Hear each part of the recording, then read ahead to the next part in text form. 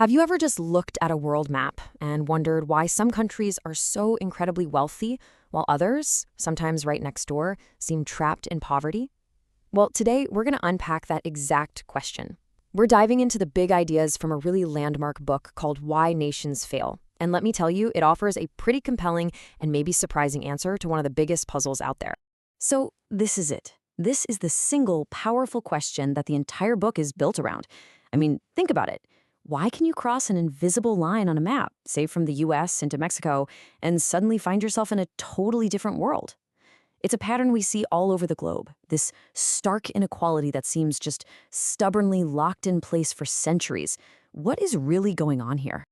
Now, you've probably heard a few of the usual suspects, right? Some people say it's all about geography, that tropical climates are just naturally tougher to develop. Others will point to culture, or maybe they'll claim that leaders in poor countries are just ignorant, that they don't know the right policies to implement. But the authors of Why Nations Fail argue that these theories, they just don't hold up. For example, if geography was the answer, how do you explain the huge wealth gaps between places with similar climates? These easy answers, they argue, just kind of fall apart when you look closely.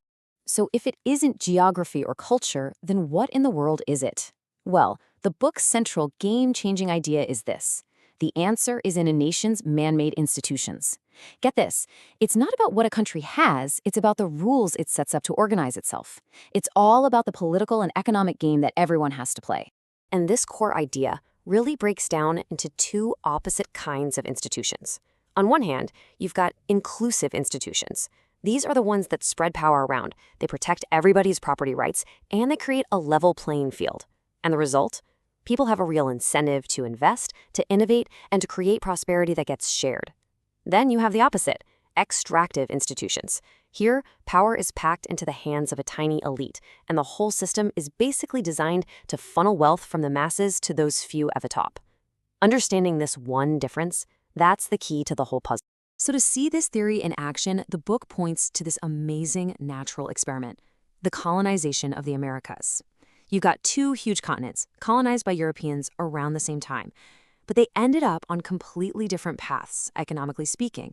And the reason why is just a perfect illustration of this whole institutional theory. You see, the Spanish had this playbook, and it was brutally effective for extraction. When conquistadors like Cortez and Pizarro showed up, they followed a simple three-step formula. Step 1, capture the local leader to sow chaos. Step 2, grab all the treasure. And step 3, set themselves up as the new elite. They just took over the existing tribute systems and created new ones, like the encomienda, which basically gives Spanish lords the right to use indigenous people as slaves. This quote right here from an account of the conquest of the Aztecs, man, it says everything you need to know about the Spanish model. It was total extraction. The goal was never to build a new society with broad opportunities for everyone. It was just to suck the wealth of the New World back to Spain and the colonial elite. Simple as that. Okay, so now let's contrast that with the English arriving in North America. The Virginia Company, the folks who founded Jamestown, they wanted to do the exact same thing as the Spanish. I mean, they were hunting for gold and totally hoping to enslave the local population. But they hit a wall. There was no gold to plunder, and the native population was way too spread out to be easily forced into labor. Their whole extractive model was a complete bust right from the get-go. And that failure, that became the critical turning point. After the colony literally almost starved to death, the Virginia Company had to give up its extractive dream. To survive, they had to start offering real incentives. So, in 1618, they brought in the headright system, giving settlers their own private land. A year later, they created the General Assembly, giving colonists a voice in how they were governed. You see, almost by accident, out of sheer necessity, they stumbled into building the foundations of an inclusive society, one where people actually had a stake in their own success. This all raises a huge question, right? If inclusive institutions are so great and create so much prosperity, why doesn't every leader just adopt them? Well, the book's answer is actually kind of chilling. For the elites who are benefiting from an extractive system, shared prosperity isn't the goal, it's a threat. Progress itself becomes the end. And that idea is called creative destruction. Think about it. New technologies and new ways of doing business, like the Industrial Revolution, they create new winners and new losers. They destroy old economic models. And this is the crucial part, they threaten the political power of the old guard, the elites who benefit from the old system.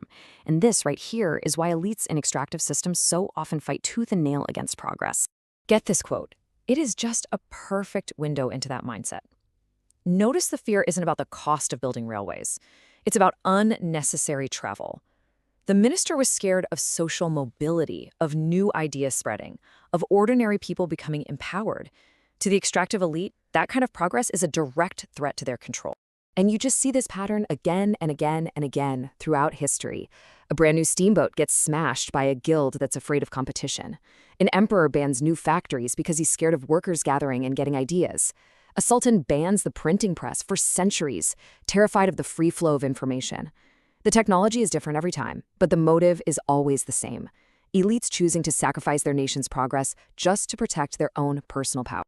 So this leads to a really crucial insight. These systems tend to keep themselves going.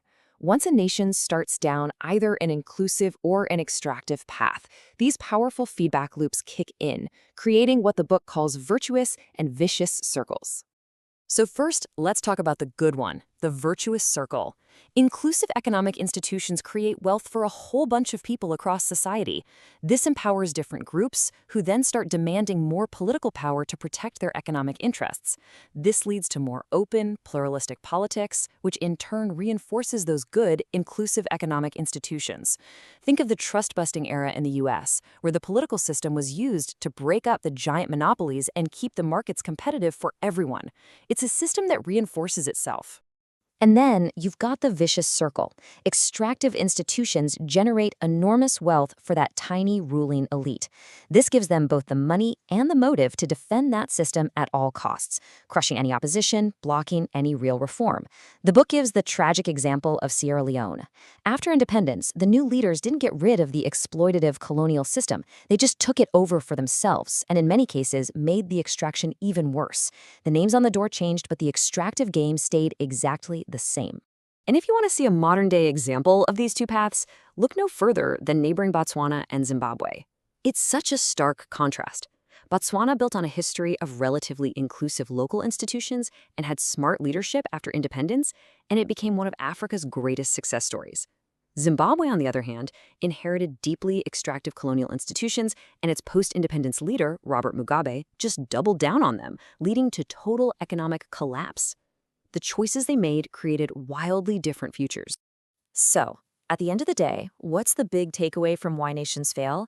It's that prosperity isn't about geography, it isn't about culture, and it's definitely not about fate. It's a choice. It's the result of building political and economic systems that give everyone, not just a privileged few, a real chance to participate, to innovate, and to benefit from their own hard work and talents. And so, this incredibly powerful theory leaves us with one final, crucial question. If institutions really are the key, and these vicious circles make them so incredibly hard to change, how can a society ever break free? What does it actually take to tear down an extractive system and build an inclusive one in its place? That, right there, is maybe the fundamental challenge for development in our world today.